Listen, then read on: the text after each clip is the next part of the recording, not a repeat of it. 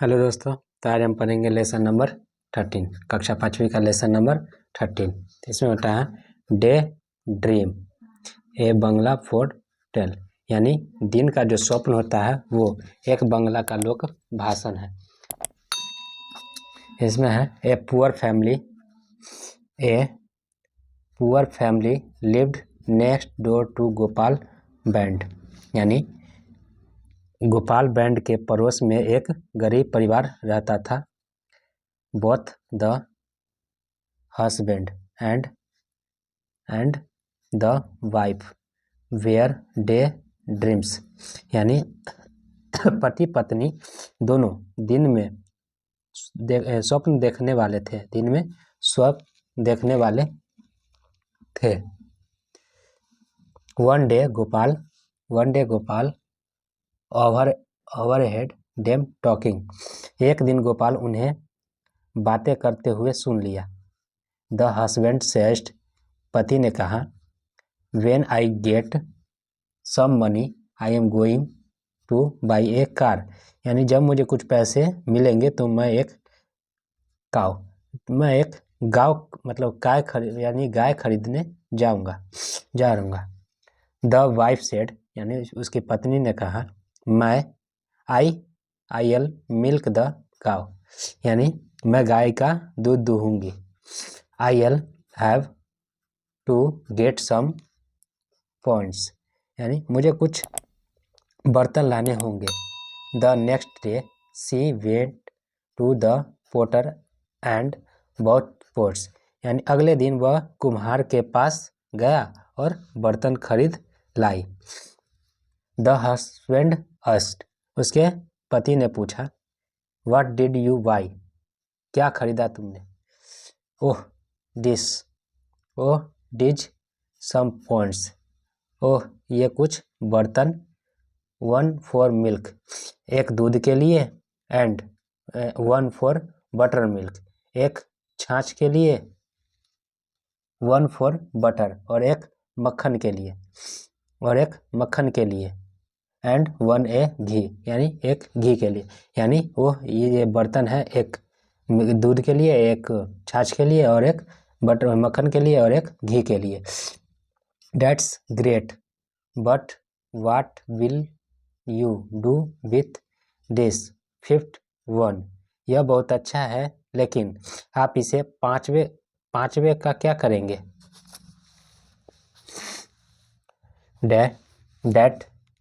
That is for sending some milk to my sister, says the wife.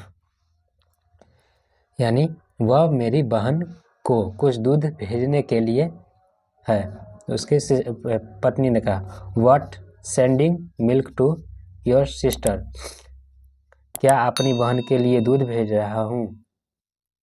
Since when has this been going and without even asking me, यानी मुझसे पूछे बिना यह सब कब से चल रहा है। पति ने कहा,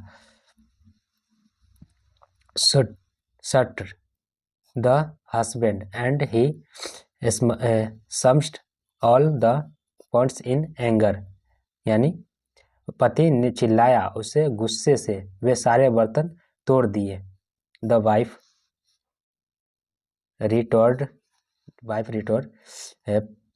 पत्नी ने उत्तर दिया,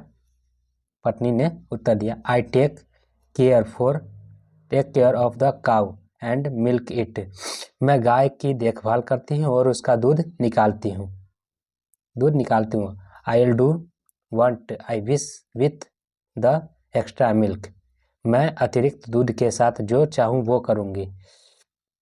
आई worked hard all day and buy a cow and you give away the milk to your sister, यानी उसके हस्बैंड तरह, मैं पूरे दिन कड़ी मेहनत करता हूँ और एक गाय खरीदता हूँ और तुम उसका दूध अपनी बहन को दे देते हो। उसकी पत्नी ने कहा, मतलब उसके पति जो कहा कि मैं बहुत मेहनत करता हूँ और बड़ी मेहनत से गाय खरीदता हूँ और तुम उसका क्या करती हो, दूध निकाल के अपनी बहन को भेज देती हो।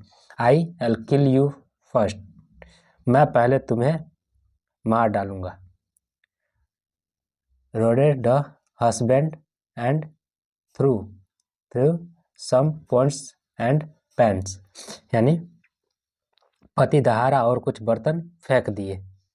Gopal could not stop himself any more, यानी गोपाल गोपाल अब अपने आप को रोक नहीं सका।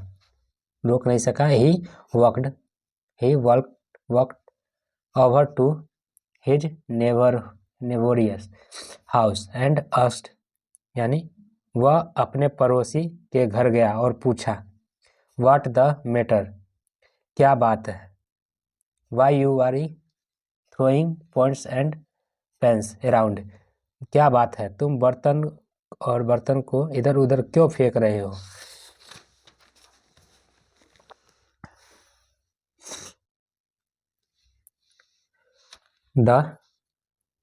The woman is giving away the milk from our cow मतलब cow to her sister, यानी यह महिला हमारी गाय का दूध अपनी बहन को दे रही है। योर काउ, गोपाल asked, आपकी गाय, गोपाल ने पूछा। Yes, the one I am going to by when I have enough money, हाँ, जब मेरे पास पर्याप्त पैसे होंगे तो मैं उसे खरीदने जा रहा हूँ। Oh that cow, said Gopal, oh वह गाय, गोपाल ने कहा। But you have don't have a cow ate to you, यानी लेकिन तुम्हारे पास अभी तक गाय नहीं है क्या। The neighbour said, just wait, I am going to get one, पड़ोसी ने कहा, रुको, बस रुको, मैं एक लेने जा रहा हूँ। ओह रियली, यानी ओह सच में। Now I know who's spoiling my vegetable garden, मुझे पता चला कि मेरे सब्जी के बगीचे को कौन खराब कर रहा है। Said Gopal picking up a stick and punching on his neighbour, यानी गोपाल ने एक छड़ी उठाकर अपने पड़ोसी पर झटपटे हुए कहा, स्टॉप, यानी रुकना। Why are you beating me, तुम मुझे क्यों पीट रहे हो।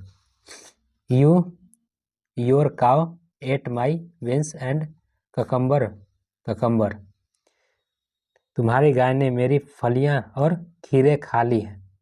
Y don't you try it, तुम क्यों नहीं इसे बांधते। Why what beans what cucumber, यानी कौन सी फलियां और कौन सी खीरे। Where is your vegetable garden, आपका वेजिटेबल मतलब आपका सब्जी का बगीचा कहाँ है। The one I am going to plant, यानी वह जो मैंने लगाने जा रहा हूँ। I been thinking about it for months, मैं महीने से इसके बारे में सोच रहा हूँ। And your cow has been destroying it, और आपकी गाय इसे नष्ट कर रही है। द नेवर ये suddenly so light they had a good luck, यानी पड़ोसी को अचानक से रोशनी दिखी, वे खूब हंसे। कठपुतली एकलव्य प्रकाशन, यानी इसका लेखक एकलव्य प्रकाशन से लिया गया। इसी तरह से इसका वर्ड मीनिंग जान लेते हैं। ओवर हेड, ओवर का मतलब हुआ अचानक से सुना हुआ। समेसेड मतलब होता है टुकड़ों में कर देना। रोटेटेड का मतलब होगा मुंह तोड़ जवाब देना। नेवर मतलब होगा पड़ोसी। स्पॉइल मतलब बर्बाद कर देना। पिकिंग अप का मतलब हुआ उठाते हुए या चुनते हुए।